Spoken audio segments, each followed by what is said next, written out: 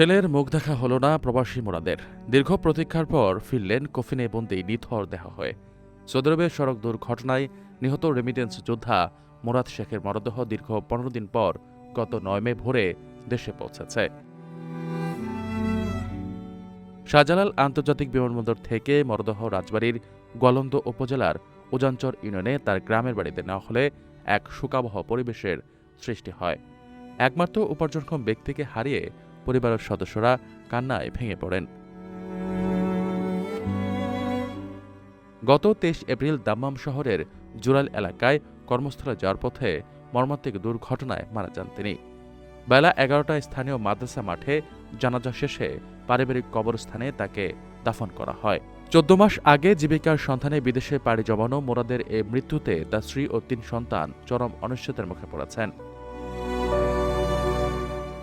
বিদেশ যাওয়ার সময় তার স্ত্রী 6 মাসের অন্তঃসত্ত্বা ছিলেন। দুর্ভাগ্যবশত নিজের নবজাতক ছেলেকে একবারের জন্য কুলে তুলে নেওয়া হয়নি তার।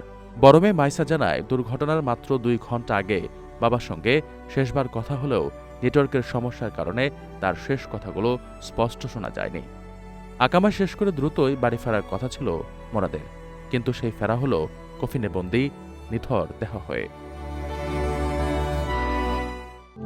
প্রবাসীদের জন্য নির্মাণ হচ্ছে দেশের প্রথম স্মার্ট সিটি, যেখানে থাকছে স্কুল, মসজিদ, হাসপাতাল, সুইমিং পুল, হেলিপ্যাড, পাঠাগার, জিম, সুপারমার্কেট, শিশু পার্ক সহ সকল নাগরিক সুবিধা।